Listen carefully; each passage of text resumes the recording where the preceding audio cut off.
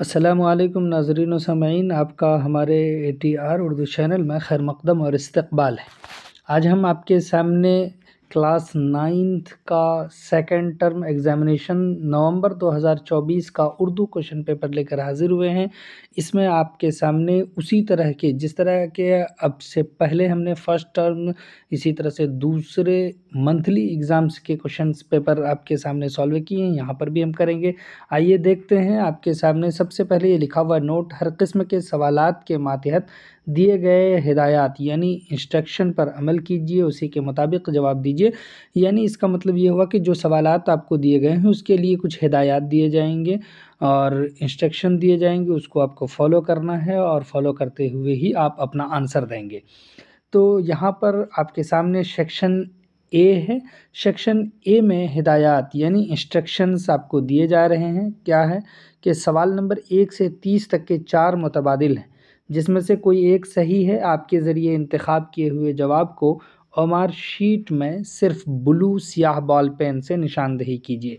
Instruction ये आ गया कि 30 सवालात होंगे जिसमें 4 मुतबादिल हैं और चारों में से कोई एक ऑप्शन आपका सही होगा, उसको चुनना है। और जब आप इंतखाब करेंगे तो ओमार शीट में आपको या तो ब्लू पेन से या फिर स्याह यानी ब्लैक पेन से ही उसको घेरना है।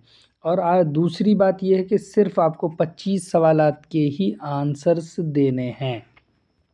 चलिए देखिए, पहला क्वेश्चन है आपके सामने कि मौलाना विलायत अली सादिकपुरी के नाना का नाम क्या था। तो नाम बताना है। उनके नाना का नाम मौलवी रफ़ीउद्दीन है। ऑप्शन सी यहाँ पर करेक्ट हो जाएगा। तो दूसरा क्वेश्चन देखिए, लिखा है अपने किए का इल्ज़ाम अल्लाह पर धरने को कौन सिखाता है। तो इब्लीस सिखाता है। ऑप्शन बी करेक्ट हो जाएगा। इसी तरह से सवाल नंबर 3 है कि दर्द ने कितने बरस की उम्र में पहला रिसाला तसनीफ़ किया था। यानी रिसाला पम्फलेट को कहते हैं, मैगज़ीन को कहते हैं। उन्होंने 15 साल की उम्र में पहला रिसाला तसनीफ़ किया था। ऑप्शन ए यहाँ पर करेक्ट है। सवाल नंबर 4 है कि दारुल मुसन्निफ़ीन को किसने कायम किया था। यही दारुल मुसन्निफ़ीन जो आज़मगढ़ में है, जिसके बानी अल्लामा शिबली नोमानी हैं और बाद में सैयद सुलेमान नदवी ने इसको सींचा और परवान चढ़ाया है। यहाँ पर ऑप्शन बी करेक्ट हो जाएगा। सवाल नंबर 5 है कि लफ्ज़ ज़ौजा के माना क्या हैं। ज़ौजा एक वर्ड है, उसके माना पूछ रहे हैं, तो बीवी है। ऑप्शन सी करेक्ट हो जाएगा। सवाल नंबर 6 है कि किसी शख्स के अपनी ज़िंदगी से मुताल्लिक़ ख़ुद लिखे हुए हालात क्या कहलाता है। अपनी ज़िंदगी के मुताल्लिक़ अगर कोई कुछ लिखता है तो उसको ऑटोबायोग्राफ़ी कहते हैं। उर्दू में उसी को ख़ुद नविश्त या आप बीती कहते हैं। ऑप्शन सी इसका करेक्ट हो जाएगा। अब देखिए, सवाल नंबर 7 है कि अल्लामा शिबली का इंतकाल कब हुआ। सवाल नंबर 7 का सही जवाब है ऑप्शन डी, यानी 1914 ईस्वी में अल्लामा शिबली का इंतकाल हुआ है। तो सवाल नंबर 8 देखिए, अंग्रेज़ों ने बंगाल की तक़सीम का फ़ैसला कब किया। ये आपके मुआविन दरसी किताब रोशनी से ये सवाल किया गया है। तो इसका सही जवाब है ऑप्शन ए, 1905 ईस्वी में बंगाल की तक़सीम का फ़ैसला किया गया। सवाल नंबर 9 है कि इबरत और नसीहत का ताल्लुक़ किस नसरी सिन्फ़ से है। तो इबरत और नसीहत का ताल्लुक़ नसरी सिन्फ़ नॉवेल से है। ऑप्शन बी इसका करेक्ट है। सवाल नंबर 10 है, पूछा जा रहा है कि पुल के किनारे किनारे किस फल के पेड़ थे। तो पुल के किनारे किनारे बादाम के पेड़ थे। ऑप्शन सी इसका करेक्ट हो जाएगा। ये कृष्णचंद्र का जो अफ़साना आपके निसाब में शामिल है, पूरे चांद की रात, उसी में ये दिया है, ये लिखा है, उसमें जो रोमानियत पेश की है तो उसी के हवाले से ये बात है। तो चलिए सवाल नंबर 11 देखते हैं। पूछ रहा है ज़मीर की कितनी किस्में हैं। ज़मीर की किस्में पूछा है तो आपको बता दें कि ज़मीर की 5 किस्में हैं। ऑप्शन डी करेक्ट है। वो है ज़मीर शख्सी, ज़मीर इशारी, इसी तरह से ज़मीर मौसूला, ज़मीर इस्तिफ़हामिया और ज़मीर तनकीरी। इसके बाद है सवाल नंबर 12 के किस सिन्फ़ शायरी में किसी की मदह या हिजो के अशार कहे जाते हैं। तो कसीदा में कहे जाते हैं। ऑप्शन बी करेक्ट है। सवाल नंबर 13 है کہ مرزا غالب نے اچھے آم کے بارے میں کیا کہا تھا؟ انہوں نے کہا تھا کہ بہت سے ہوں اور خوب میٹھے ہوں۔ آپشن بی کریکٹ ہو جائے گا۔ سوال نمبر 14 ہے، مسدس حالی کس کی تجویز پر تخلیق کیا گیا؟ تخلیق مطلب لکھا گیا ہے۔ یہ مولانا الطاف حسین حالی نے لکھا ہے، لیکن ان کو مشورہ کس نے دیا تھا؟ تو سر سید احمد خان نے دیا تھا۔ آپشن سی اس کا کریکٹ ہے۔ سوال نمبر 15 ہے کہ ہیئت کے اعتبار سے نظم کی کتنی قسمیں ہیں؟ ہیئت کے اعتبار سے نظم کی کل 4 قسمیں ہیں۔ آپشن سی کریکٹ ہے، جیسا کہ اس سے پہلے بھی ہم بتا چکے ہیں آپ کو۔ پابند نظم، یعنی ہم یہاں پر لکھ رہے ہیں پابند نظم، اسی طرح سے معرہ نظم، اور پھر تیسری قسم ہے آزاد نظم، اس کے بعد ہے نثری نظم۔ تو یہ 4 قسمیں ہیں ہیئت کے اعتبار سے نظم کی قسمیں۔ اس کے بعد ہے سوال نمبر 16 کہ ذوق کس بادشاہ کے استاد تھے؟ تو بہادر شاہ ظفر کے تھے۔ آپشن اے کریکٹ ہے۔ سوال نمبر 17 ہے کہ درج ذیل میں سابقہ کی تلاش کیجیے۔ سابقہ کا مطلب جو پہلے لگے، تو دیکھیے وارث میں لا لگا ہے۔ آپشن ڈی اس کا کریکٹ ہے۔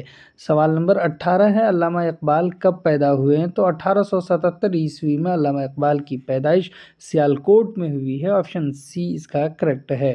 سوال نمبر 19 ہے کہ مضمون مغربی انشائیے کے اصل مضمون نگار کون ہیں؟ تو اندرجیت لال اس کے اصل مضمون نگار ہیں۔ آپشن بی کریکٹ ہے، جبکہ سلیم آغا قزلباش نے ٹرانسلیٹ کیا ہے، ترجمہ کیا ہے۔ سوال نمبر 20 ہے، درج ذیل میں حرف منقوط کی پہچان کیجیے، یعنی نقطہ والے حرف کو پہچانیے۔ تو سی میں دیا ہے جیم۔ آپشن سی کریکٹ ہے۔ سوال نمبر 21 ہے کہ ان میں سے کون سا شعری مجموعہ محروم کا نہیں ہے؟ یعنی تلوک چند محروم کا شعری مجموعہ نہیں ہے۔ گنج معنی ہے، نیرنگ معنی ہے، رباعیات محروم ہے، لفظ و معنی نہیں ہے۔ آپشن بی یہاں پر کریکٹ ہو جائے گا۔ اسی طرح سے سوال نمبر 22 ہے کہ شامل نصاب رخصت حضرت عباس علم بردار کے تخلیق کار کون ہیں؟ لکھنے والے، یعنی یہ مرثیہ ہے، اس کے لکھنے والے ہیں شاد عظیم آبادی۔ آپشن بی میں دیا ہے اور یہ کریکٹ ہے۔ سوال نمبر 23 ہے، اسپیس دیا ہے، پہلے یہاں دے دیا ہے کہ لفظ اسپیس سے بنتے ہیں، کس سے بنتے ہیں؟ تو حرف سے بنتے ہیں۔ آپشن ڈی اس کا کریکٹ ہو جائے گا۔ سوال نمبر 24 دیکھیں، لکھا ہے کہ کسی کام کرنے کا اثر جس پر پڑے گا اسے کیا کہتے ہیں؟ کسی کام کے کرنے کا اثر کس پر پڑے گا؟ مفعول پر پڑے گا۔ تو آپشن سی اس کا کریکٹ ہو جائے گا۔ سوال نمبر 25 ہے کہ جس مضمون میں مضمون نگار ظریفانہ رخ اختیار کرے اسے کس طرح کا مضمون کہا جائے گا؟ ظریفانہ مضمون اس کو کہا جائے گا۔ آپشن ڈی اس کا کریکٹ ہے۔ تو چلیے سوال نمبر 26 دیکھتے ہیں۔ لکھا ہے کہ نظم پرچھائیاں کے نظم نگار کون ہیں؟ اس کے رائٹر کون ہیں؟ ساحر لدھیانوی ہیں پرچھائیاں کے خالق، رائٹر یا نظم نگار۔ آپشن سی اس کا کریکٹ ہے۔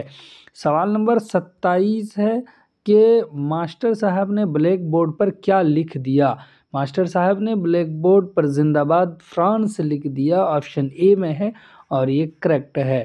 سوال نمبر 28 ہے کہ ایسی نثری تخلیق جو ایک ہی نشست میں یعنی ایک ہی بیٹھک میں پڑھی جائے کیا کہلاتا ہے؟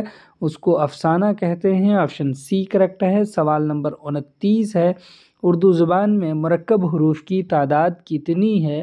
تو مرکب حروف کی تعداد 15 ہے۔ اس سے پہلے بھی ہم بتا چکے ہیں، آپ کو ہر ایگزام میں یہ پوچھا جاتا ہے، یا اس لیے یاد کر لیجئے۔ آپشن بی کریکٹ ہے۔ سوال نمبر 30 ہے، یعنی آبجیکٹیو کا یہ لاسٹ ہے، اردو قواعد کو کتنے حصوں میں تقسیم کیا گیا ہے؟ اردو قواعد کو 5 حصوں میں تقسیم کیا گیا ہے۔ آپ جانتے ہیں کہ 5 قسم کیا ہیں۔ پہلی قسم اگر آپ دیکھیے تو علم ہجا ہے، دوسری قسم علم صرف ہے، تیسری قسم علم نحو ہے، چوتھی قسم علم بلاغت ہے، اور 5ویں قسم علم عروض ہے۔ لہٰذا آپشن ڈی کریکٹ ہو جائے گا۔ آپ کو ان میں سے کوئی 25 ہی چوز کرنا ہے۔ اگر آپ نے جو چوز کیا ہے اپنا آنسر اس سے میچ کر سکتے ہیں۔ آئیے دیکھتے ہیں آپ کا آنسر سیکشن بی سے کتنا صحیح اور کیسے آپ نے لکھا ہے وہ بھی دیکھیے۔ تو کہہ رہا ہے کہ کسی 5 سوالات کا ہی جواب دیجیے۔ یہاں پر 10 ہیں تو ہم 10 کا آنسر آپ کو بتاتے ہیں۔ اے میں ہے کہ علامہ شبلی نعمانی کہاں پیدا ہوئے؟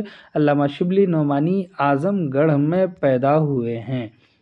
اسی طرح سے بی میں ہے، دیکھیے لکھا ہے غزل کا پہلا شعر کیا کہلاتا ہے؟ غزل کا پہلا شعر مطلع کہلاتا ہے۔ تو آپشن سے اب دیکھیے سی میں کہ علامہ اقبال کی کسی 2 شعری مجموعوں کا نام لکھیے۔ تو 2 میں سے پہلا ہے بال جبریل، اسی طرح سے ایک ہے ضرب کلیم، تو ہم یہاں پر لکھ دیے ہیں آپ کو۔ اس کے بعد ہے ڈی میں کوشچن پوچھا جا رہا ہے شاد کا ددھیال کہاں تھا؟ تو ان کا ددھیال ایسے لکھیے کہ شاد کا ددھیال محلہ حاجی گنج، وہ حاجی گنج جو عظیم آباد میں ہی ہے، یعنی عظیم آباد کا پرانا نام پٹنہ ہے، تو پٹنہ میں حاجی گنج محلے میں آپ کا ددھیال ہے۔ چلیے اب ای میں دیکھتے ہیں، لکھا ہے کہ مضمون قدوائی خاندان کے تخلیق کار کون ہیں؟ تو اس کے تخلیق کار بیگم انیس قدوائی ہیں۔ اس کے بعد دیکھیے کوشچن ایف میں لکھا ہے کہ کہانی سنانے والی عورت کے گھر میں جب پانی داخل ہو گیا تو اس وقت وہ کس کام میں مصروف تھیں؟ وہ نماز پڑھ رہی تھیں۔ اس کے بعد ہے جی کے حالی کا پورا نام کیا ہے؟ حالی کا پورا نام خواجہ الطاف حسین ہے۔ اس کے بعد ہے ایچ، اس میں لکھا ہے کہ مولانا ولایت علی صادق پوری نے کتنی عمر پائی اور کہاں وفات ہوئی؟ انہوں نے تقریباً 64 برس کی عمر پائی ہے، تو 1852 عیسوی میں بعمر ایسے ہی لکھنا ہے 64 برس۔ استھانہ میں ایک جگہ کا نام ہے میں وفات ہوئی۔ یہ تھے مولانا ولایت علی صادق پوری۔ اس کے بعد آئی ہے، اس میں پوچھ رہا ہے کہ مغربی انشائیہ کا ترجمہ کس نے کیا ہے؟ اوپر بھی ہم بتا دیے ہیں، سلیم آغا قزلباش نے کیا ہے۔ اس کا ٹرانسلیٹ یعنی انگلش سے اردو میں۔ چلیے اس کے بعد دیکھیے اب پوچھا جا رہا ہے کہ فعل کی تعریف مثال کے ساتھ کیجیے۔ تو آپ جانتے ہیں کہ جس کلمہ سے کسی کام کا کرنا یا ہونا معلوم ہو اس کو فعل کہتے ہیں، جیسے کہ لکھنا، جیسے دیکھنا، اسی طرح سے چلنا، پڑھنا وغیرہ، یہ سب فعل ہیں، اس کے ہی الگ الگ مثالیں ہیں۔ اب یہاں پر آپ کو سارے کوشچنس دیکھ لینے ہیں دوسرے میں کہ کسی 3 کا جواب دیجئے اس میں سے۔ تو ایک میں دیا ہے کہ کسی ایک عنوان پر آپ کو مضمون لکھنا ہے، یا اس پہ یا اس پہ یا اس پہ، کسی ایک پر لکھنا ہے۔ اب ہے کہ اپنے چھوٹے بھائی کو یا تو خط لکھیے، اگر اس کو آپ نہیں کرتے ہیں تو یہ کرنا ہوگا، یعنی ان تینوں میں سے کسی ایک کو، یا پھر اگر وہ نہیں تو یہ کرنا ہوگا۔ یہاں سے کسی کو چھوڑنے کا اختیار نہیں ہے، یہ کرنا ہے یا یہ کرنا ہے۔ یہ کریں گے تو اس میں بھی کہہ رہا ہے کہ کسی 5 کی ہی ضد لکھیے، 10 ورڈ دیے ہوئے ہیں، 5 ورڈ کی ضد لکھ دیجئے، یعنی ضد کہتے ہیں اپوزٹ کو۔ ایک میں مختصر تو اس کا ہو جائے گا طویل۔ اب اس کے بعد دیکھیے کہ ورڈ ہے نور، تو اس کا ہو جائے گا ظلمت۔ اس کے بعد ہے ورڈ جز، تو اب اس کا کیا ہو جائے گا کل۔ اس کے بعد ہے ظاہر، تو اس کا ہو جائے گا باطن۔ اس کے بعد ہے خوشبو، تو یہ خوش ہٹا دیجئے، یہاں پر لگا دیجئے بد، تو یہ ہو جائے گا بدبو جو اپوزٹ۔ حقیقت، حقیقت کا الٹا ہو جائے گا مجاز۔ اب اس کے بعد ہے ورڈ امانت، امانت کا ہو جائے گا خیانت۔ اس کے بعد ہے لفظ شک، تو اس کا ہو جائے گا یقین۔ اس کے بعد ہے آباد، تو اس کا ہو جائے گا برباد۔ امیر، اس کا ہو جائے گا غریب۔ تو ان 10 میں سے کسی 5 کو چوز کر لیجئے، آپ اس کو لکھ دیجئے۔ چلیے پھر ہم ملتے ہیں، تب تک کے لیے خدا حافظ، السلام علیکم۔